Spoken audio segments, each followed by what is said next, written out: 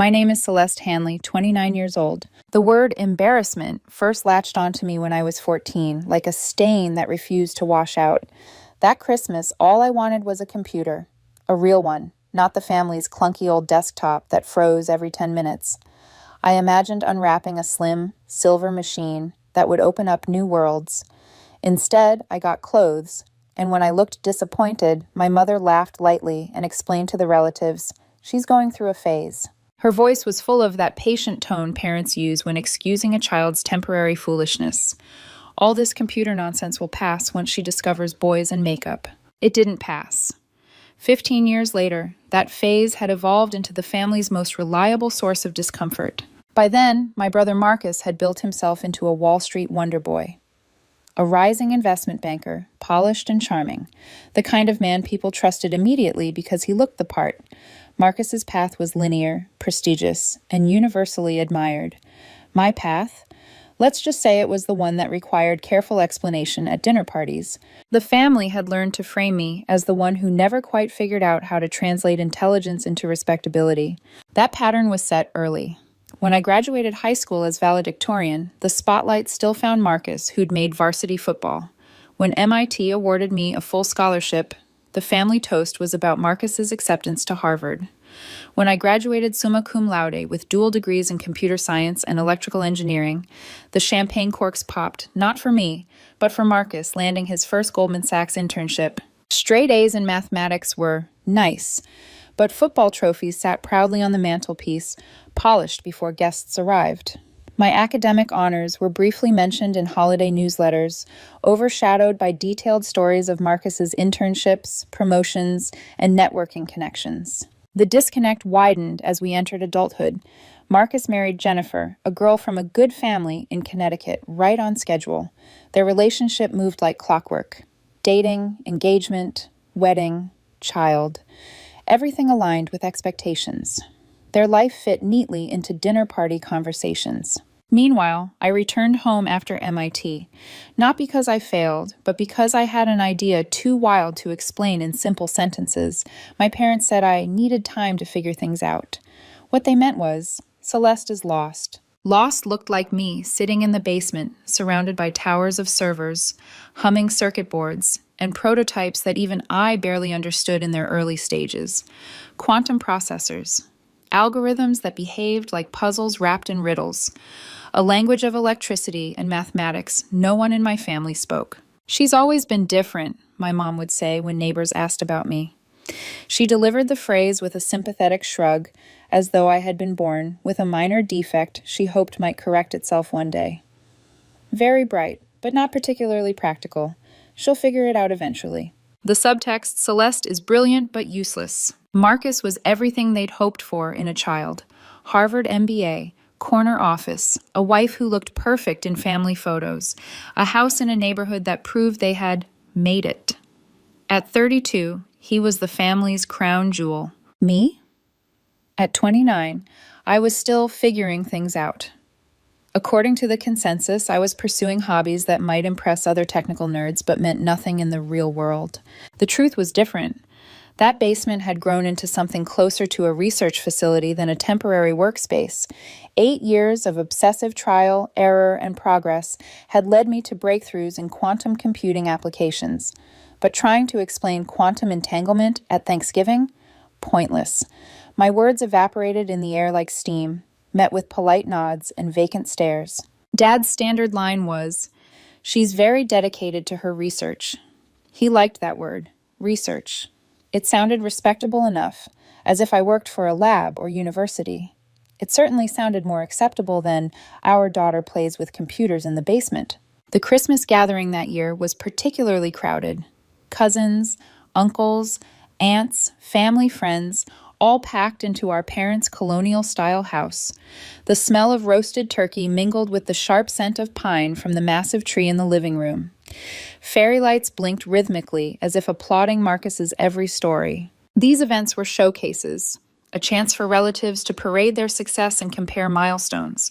Uncle Robert had expanded his construction business into a multi-million-dollar company. Aunt Patricia's design firm was featured in glossy magazines. Cousin David had just been made partner at a law firm. Achievements were currency, and Marcus had plenty. Through the kitchen doorway, I could see him, standing near the fireplace, the picture of modest confidence as relatives swarmed him.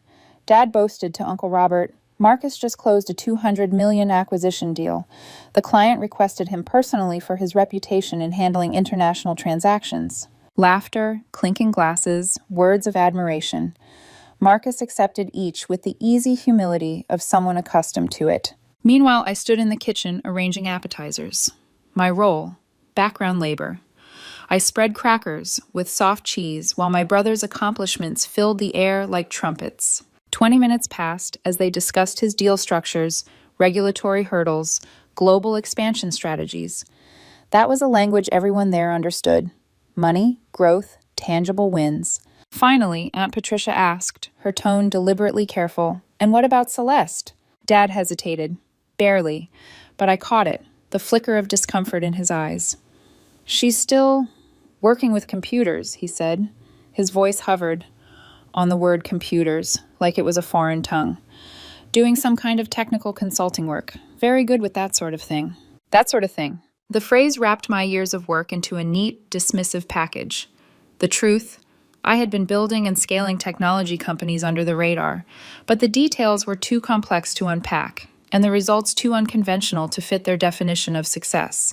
"Is she seeing anyone?" Aunt Patricia pressed, moving effortlessly from career to the other metric of acceptable adulthood. "She's very focused on her work," Mom said quickly, her diplomatic way of saying, "Still single, probably always will be." The subtext wasn't lost on me. My computer hobby had come at the cost of family-approved milestones: marriage, children, an office job with a steady title. And at nearly 30, those absences were flashing red warning lights to my family. As I carried out a tray of cheese cubes, I heard Patricia lower her voice to Mom. "I worry she's missing her window. At her age, it becomes difficult to start over if those computers don't lead anywhere." Their voices faded into the holiday din, but the words stayed sharp in my ears. I kept arranging plates, smiling, pretending not to hear. Pretending, as I had learned, was the only way to survive these nights. From the living room, Marcus's wife Jennifer announced in her lilting voice, "Uncle Marcus is taking us skiing in the Alps. The resort even has a private helicopter." Her 3-year-old daughter squealed on cue, tugging at Jennifer's pearls. The room erupted in admiration.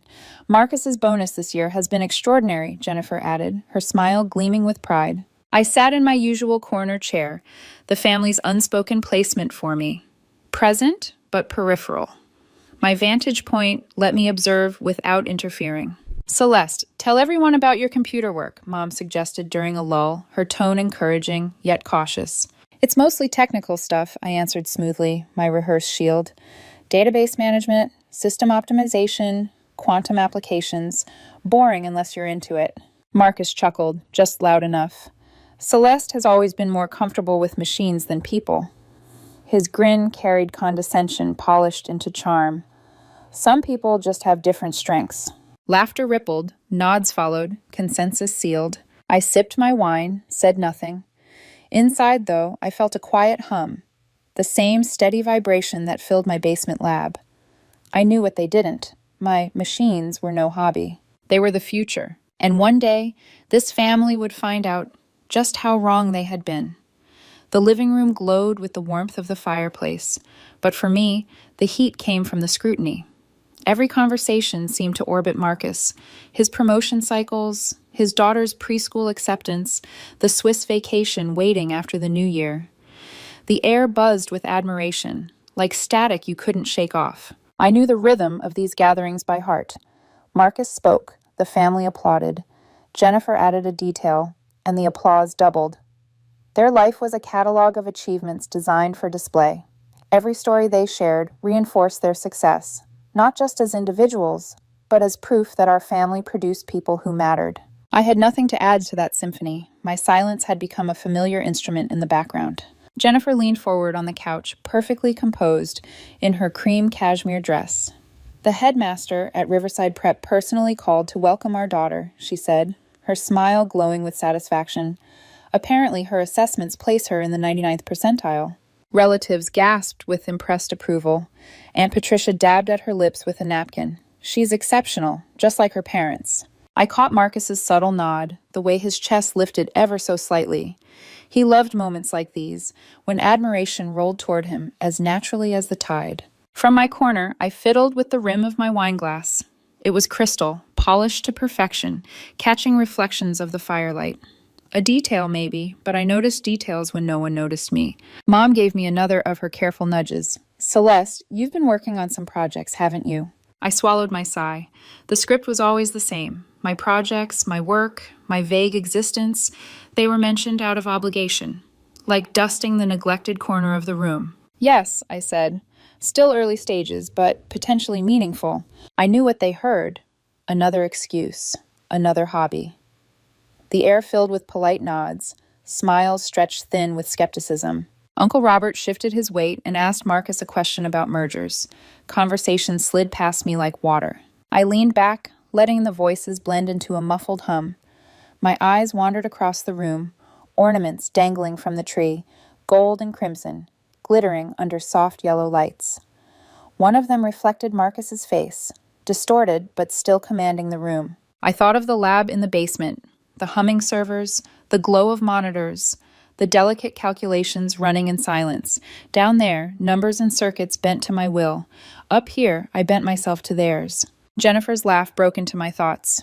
Marcus surprised me with a bracelet last week, from Cartier. He said it was just a little something for the holidays.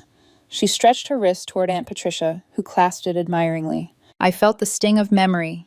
Christmas at 16, when I received a second-hand sweater while Marcus unwrapped a new gaming console. Mom had said, "You don't need all those gadgets. Be grateful." Grateful. Aunt Patricia's voice pulled me back. "It's so important to have interests, Celeste," she said, her tone syrupy sweet. "Hobbies keep the mind active, even if they don't lead anywhere." Hobbies. The word landed like a dart. My life's work, condensed into the same category as stamp collecting. I smiled thinly. Yes, hobbies are important. Dad cleared his throat. Celeste gave me a book on quantum computing. Very advanced stuff. I'm sure it's fascinating to people who understand. His attempt at appreciation only highlighted the gap. The relatives chuckled softly, the kind of laughter people use when they don't know what else to say. I took another sip of wine. The liquid burned down my throat, warm and sharp. Later, during the gift exchange, the hierarchy played out in objects. Marcus and Jennifer unwrapped Italian scarves, rare wine, designer jewelry. Their gifts to others were equally lavish. My offerings were practical. Books, software, small devices to make life easier. Useful, but unimpressive. Dad turned over the quantum computing text I'd given him. Looks complicated. I'll have to find time to skim it. We both knew he never would. Jennifer's gift to me was a scented candle from a luxury brand. "For your workspace," she said with a smile. "A little relaxation while you tinker." Tinker. The word cut deeper than she realized. I thanked her anyway, as expected. After dinner, conversations turned toward the coming year. Marcus outlined his trajectory at Goldman. Jennifer discussed private schools. Robert spoke of new construction contracts. Patricia of celebrity clients. Each update was a trophy placed on the invisible family shelf. When the spotlight finally reached me, Cousin Sarah tilted her head, her expression carefully neutral. "Any big plans for next year, Celeste?" Her voice carried curiosity, but underneath it lay something sharper, skepticism, maybe even pity. I opened my mouth, but Marcus's phone buzzed. He glanced at the screen and excused himself for a quick call. The timing, as always, was perfect. His importance eclipsed mine effortlessly. When he returned, Dad leaned forward, his eyes full of admiration. Was it urgent? "Just finalizing details for next week's board presentation," Marcus said casually, his tone humble but tinged with pride. "We're announcing a major expansion. Should set me up well for the next promotion cycle." Applause followed, as though he'd just delivered a speech. I faded further into the wallpaper. Still, inside, I felt that hum again. That quiet vibration, like the servers in my basement. A reminder that my life wasn't as empty as they thought. Later, in the kitchen, Marcus joined me as I stacked dessert plates. He lowered his voice, speaking as though offering a secret favor. It's not too late, Celeste. I could get you into Goldman, maybe in the tech support division. Nothing glamorous, but steady work, good benefits. You'd be perfect. He meant it sincerely, I knew that, but sincerity could still slice. To him, tech support was the ceiling of my potential. Thanks, I said quietly, my smile practiced. I'll think about it. He nodded, satisfied with his generosity, before returning to the center of attention. I stayed behind, staring at the crumbs on the plates. My brother thought he'd offered me a lifeline, but in my world, the one humming beneath our feet, that lifeline would have been an anchor. The night wound down. Coats were collected, cheeks kissed, promises made to stay in touch. I lingered in my corner, the designated spot for family disappointments. Cousin Sarah lingered too, her glass of wine nearly empty. She studied me with the curiosity of someone who thought they'd solved a puzzle. Her lips curved in a faint smile, and for a moment I saw something in her eyes. Judgment, yes, but also anticipation, as though she were preparing to say what others would not. I shivered, though the fire was still roaring. Something was coming, I could feel it, and it would not be kind. The living room had quieted. The fire had settled into a low crackle, glowing embers casting shadows that flickered against polished wood and expensive fabrics. The air carried that heavy post-dinner lull, a mix of wine, fatigue, and unfinished business. Marcus lounged in the center chair, Jennifer by his side, her hand resting on his knee like a seal of ownership. Around them, the relatives shifted into smaller conversations, but I could feel something coiling beneath the surface, an unsaid truth pressing against the room's fragile politeness. It was Cousin Sarah who broke first, a glass of Chardonnay in hand, her voice edged with the looseness of someone who had drunk just enough to feel bold. You know, she said, looking straight at me, I think it's time someone said what we're all thinking. The chatter faded like someone had turned down the volume knob. All eyes flicked toward her, then toward me. My pulse thudded in my ears, but I kept my expression still. Sarah stood, shoulders squared, claiming the floor as though she'd rehearsed this. Celeste, you're becoming an embarrassment to this family. The words dropped like a stone into the room. The silence that followed was sharp enough to cut. I didn't flinch, not outwardly. She pressed on, her cheeks flushed with wine and conviction. You're almost 30. Still single. Still hiding in that basement, tinkering with computers like a teenager. Meanwhile, Marcus is making waves in the real world. You refuse help, you reject advice. And what do you have to show for it? A ripple moved through the relatives. Some avoided my eyes. Others nodded, almost imperceptibly. Agreement without ownership. Mom shifted uncomfortably, dabbing her napkin against her lips. Dad looked down at his hands, twisting his wedding ring. Neither spoke. Marcus exhaled, slow and deliberate. His face was calm, but his eyes, those sharp, assessing eyes, flicked toward me with a mixture of pity and quiet satisfaction.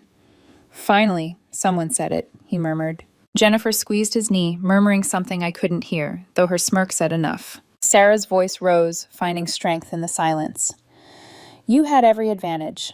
Brilliant grades, a supportive family, opportunities most people dream of, and you squandered it. 15 years wasted on, what? Projects that lead nowhere?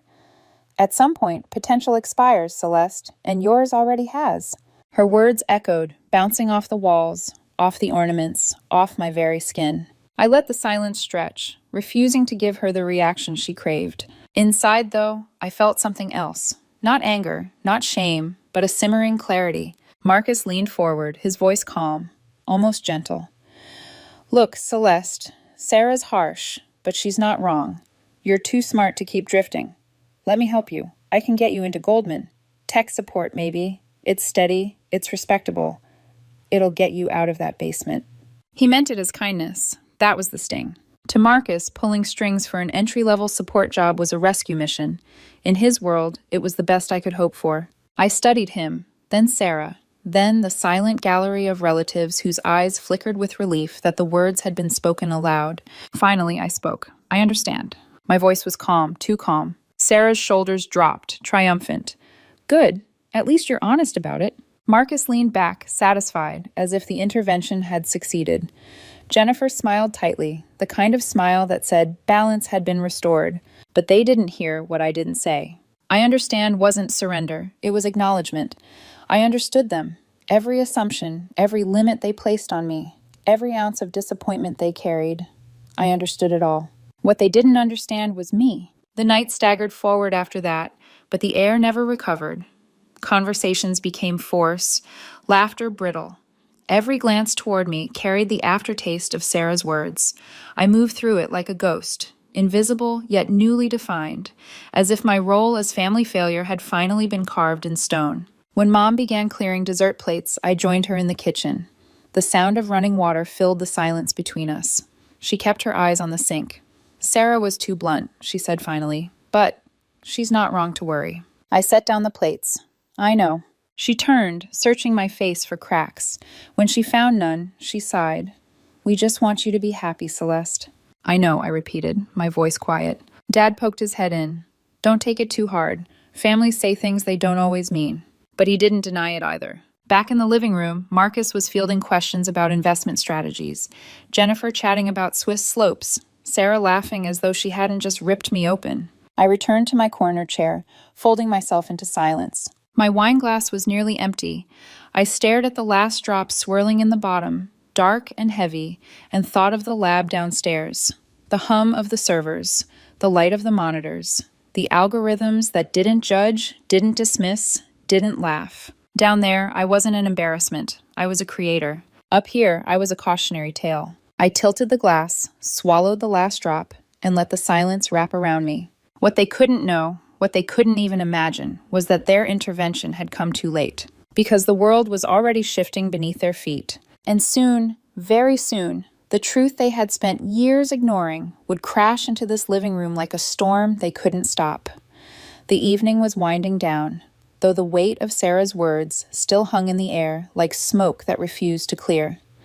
Relatives collected coats from the hallway, laughter returning in thin, brittle bursts, as though they were desperate to restore the evening's cheer. I remained in my corner chair, the shadows of the fire stretching long across the floor. The uneaten crumbs of dessert clung to my plate, forgotten.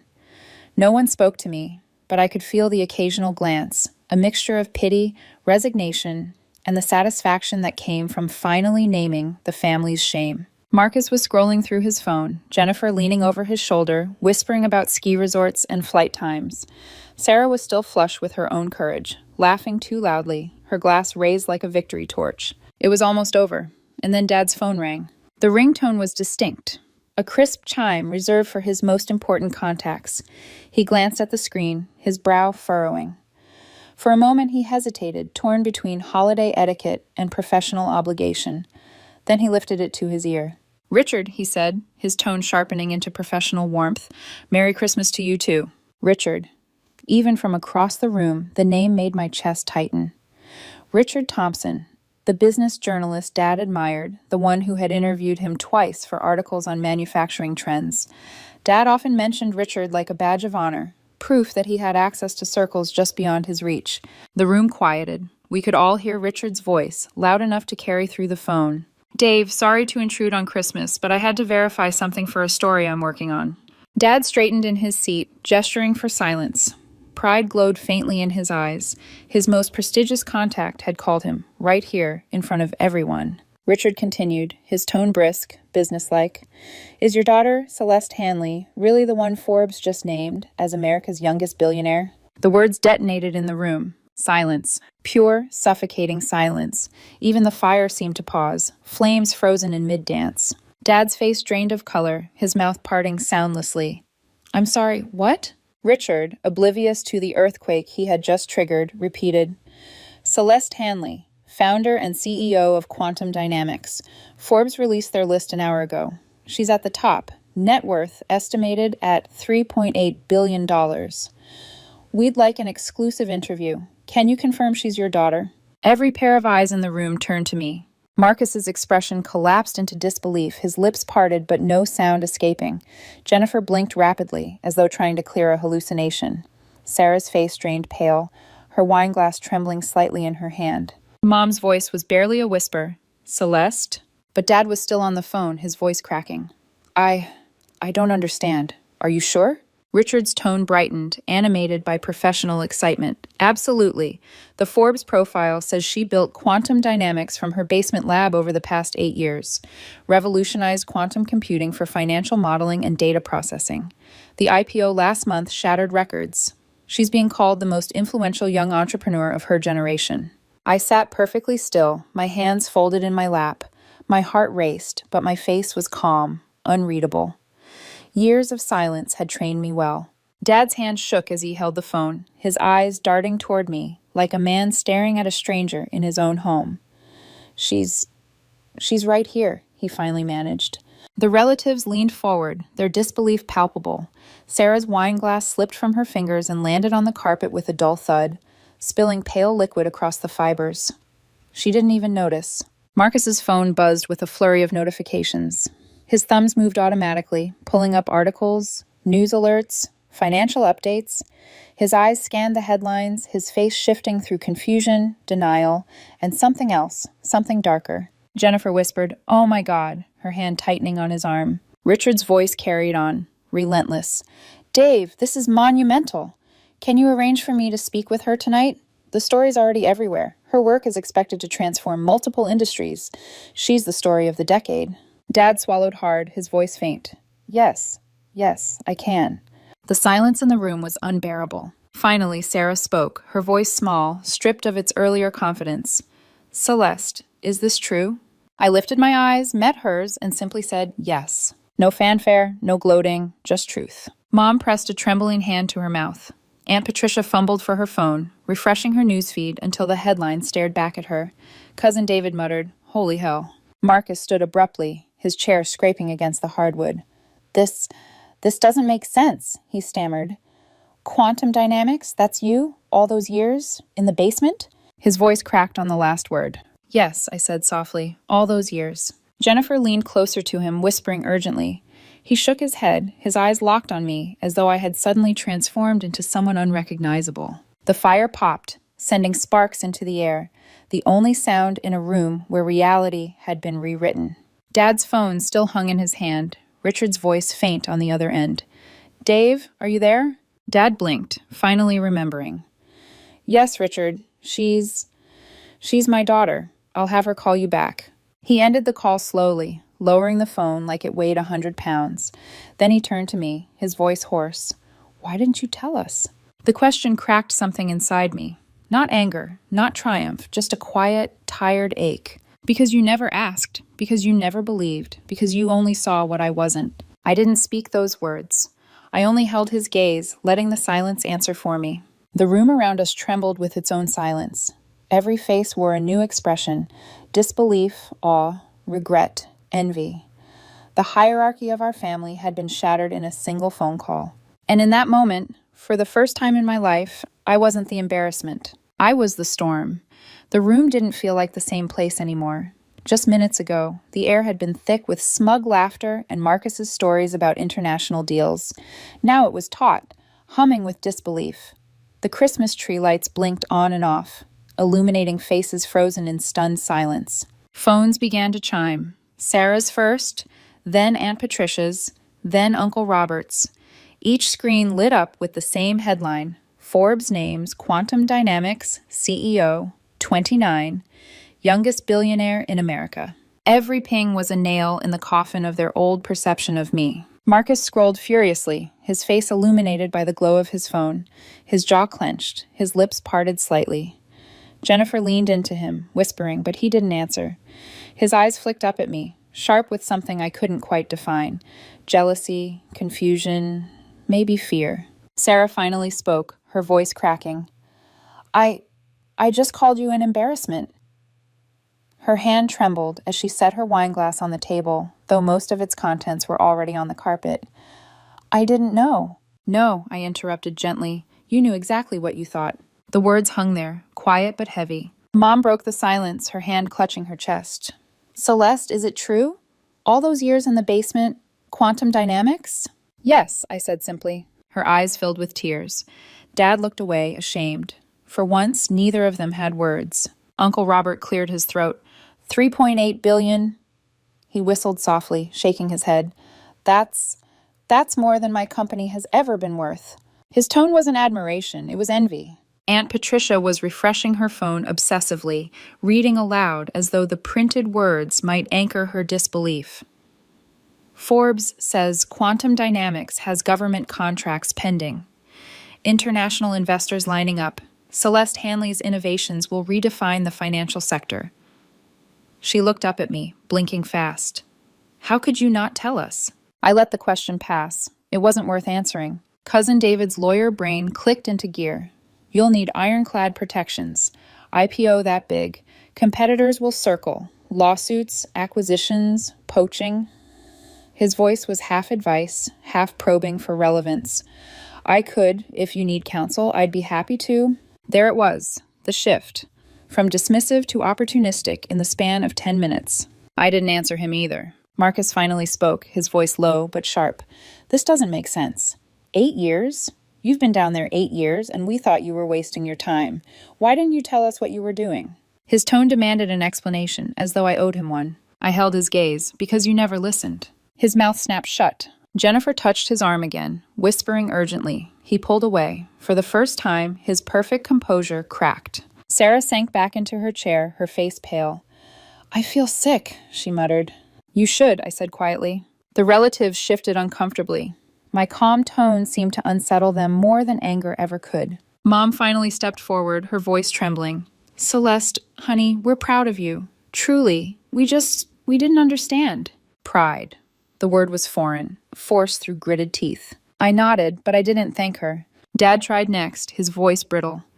If this is all true, and clearly it is, then you've accomplished something extraordinary. But why hide it from us? Why let us think? He trailed off, unable to finish the sentence. Because it was easier, I said. Easier to let you underestimate me than fight every single time you chose Marcus's trophies over my work. Easier to be invisible than to prove myself to people who never cared to look.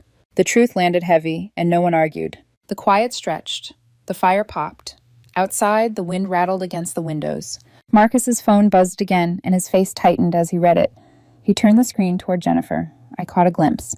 His industry contacts were already sending him the article. His sister, the Embarrassment, was now the most powerful name in the very circles he worked so hard to impress. His hand trembled as he set the phone down. Do you realize what this means? His tone was almost accusatory, as though my success had been a deliberate slight against him. Yes, I replied. I realize exactly what it means. The room shifted again. Some relatives leaned closer to me, eager to align themselves. Aunt Patricia asked if my company needed design consultants. Uncle Robert mentioned his construction contacts in case I wanted new office space. Cousin David circled back to legal services. It was almost laughable, the speed of their turn. Almost. Mom tried once more, her voice soft. Celeste, you've been working so hard, and we didn't see it. But maybe this can bring us closer. Her hope glimmered, fragile. But forgiveness wasn't that simple. Sarah suddenly stood, her eyes wet. I was cruel. God, I humiliated you. I don't know how to take that back. You can't, I said, my voice steady. But you can live with it. She sank back down, defeated. For the rest of the evening, no one mentioned Marcus's promotion, or Jennifer's ski trip, or Riverside Prep's phone call. Their world had tilted on its axis, and for once, I was at the center. But the shift didn't bring me joy, only clarity. I could see every emotion in their eyes, envy, guilt, pride, opportunism. None of it felt like love. None of it felt safe. The family I had lived my whole life trying to impress had revealed themselves completely. They hadn't wanted me to succeed. They'd only wanted me to conform. And now that I had succeeded beyond their comprehension, they didn't know whether to embrace me or fear me. The night dragged on with awkward attempts at small talk, but beneath every word lay the same realization. The balance of power had changed forever. When the last relative finally left, the house fell into an uneasy quiet. The fire had died down to embers. My parents busied themselves in the kitchen, their movements mechanical. Marcus and Jennifer stood by the door, coats in hand. He lingered for a moment, eyes locked on me. This changes everything, he said finally. Yes, I replied, it does. Neither of us smiled. He turned and walked out into the cold night, his shoulders stiff, his pride bruised. Jennifer followed silently. I sat alone in the glow of dying embers, the weight of their stares still clinging to my skin. I was no longer invisible, but visibility came with a cost. The house was finally quiet. The laughter, the boasting, the clinking glasses, all of it had drained away into the cold December night. Only the faint hum of the heater remained, accompanied by the dying crackle of the fireplace. I sat where I had been all evening, the corner chair, my designated place at every family gathering, but it no longer felt like the shadows. Tonight, the shadows had become my shield, and the spotlight had found me anyway. Mom emerged from the kitchen, drying her hands on a towel. Her eyes were red, as though she had been crying quietly while loading the dishwasher. She looked at me for a long moment before speaking. "You should have told us," she said softly. "Not an accusation, not quite. More a plea." I set my glass down. "Would you have listened?" Her lips parted, but no words came. Dad stepped into the doorway behind her, his face lined deeper than I remembered. "We underestimated you," he admitted, his voice low. "All these years, we thought we were protecting you from disappointment, but maybe we were protecting ourselves from the truth, that we didn't understand you at all." It was the closest thing to an apology he had ever offered me. I nodded once. Maybe. He wanted me to absolve him, to absolve all of them. But forgiveness is not a gift handed out like Christmas presents. It is earned. Marcus and Jennifer had already gone, but the echo of Marcus's words lingered. "This changes everything." He was right, it did. I rose from my chair, stretching my stiff legs. The air felt heavier upstairs than it ever had in the basement. Down there, silence had been my companion. Up here, silence was suffocating. I thought of the years I had spent hidden away, my family dismissing me as a cautionary tale while I built something that would outlive all of us. They thought invisibility was failure, but invisibility had been my strategy, my freedom. And now the invisibility was gone. Mom followed me to the hallway, her hand brushing my sleeve. "Celeste, we are proud of you, truly. We may not have shown it, but—" "Stop," I said, not unkindly. "Don't rewrite history now. You weren't proud. You were worried, you were ashamed, and tonight doesn't erase that." Her eyes filled again, tears clinging stubbornly before spilling. "Then what do we do?" "Nothing," I answered. "There's nothing to fix. You can't undo years of being invisible to you, and I can't undo the years of working in silence. We are where we are." She stepped back as though I had struck her, though my tone was calm. I turned toward the coat rack, slipping into my wool jacket. My hands moved slowly, deliberately. Each motion felt like a declaration of independence. Dad cleared his throat again, searching for words. "At least promise us you'll stay close. Family should stick together." I pulled on my gloves, meeting his eyes. Families should believe in each other. The unspoken words hung between us, and you didn't. The grandfather clock chimed softly, the sound marking midnight. Christmas Day was ending, a new day beginning. I walked to the door, pulling it open. The cold air rushed in, sharp and bracing, like the world itself reminding me I was alive, awake, free. Behind me, I heard Mom's voice crack. "Celeste, wait!" I paused in the doorway, the snow glittering under the porch light, flakes falling slow and silent. I didn't turn back. "Don't worry," I said, my voice steady. "You won't lose me, but you'll never see me the same way again." The words landed with the finality of a verdict. I stepped outside, the snow crunching beneath my boots. The night was quiet, the air crisp, the stars sharp against the dark. Somewhere, a car engine hummed down the street, a reminder that the world beyond this house was already shifting with my name on every headline. For the first time, I felt no need to explain myself, not to them, not to anyone. The embarrassment, the failure, the family's hidden shame, all of those roles had died tonight, smothered by a single phone call that revealed what had been true all along. I hadn't been invisible, I had been underestimated, and that was their mistake to carry. I pulled my coat tighter around me and walked down the path, each step dissolving the weight of years spent in the shadows. The night stretched wide, filled with possibility. Behind me, the house still glowed with warm light, but I knew that inside, nothing was warm anymore. Tomorrow, they would scramble to make sense of me, to realign themselves, to claim a piece of what they had ignored. And maybe one day, I would decide what place they still had in my life. But not tonight. Tonight, I walked into the snow with only the hum of my own certainty. Not as the family's embarrassment, but as the storm they never saw coming.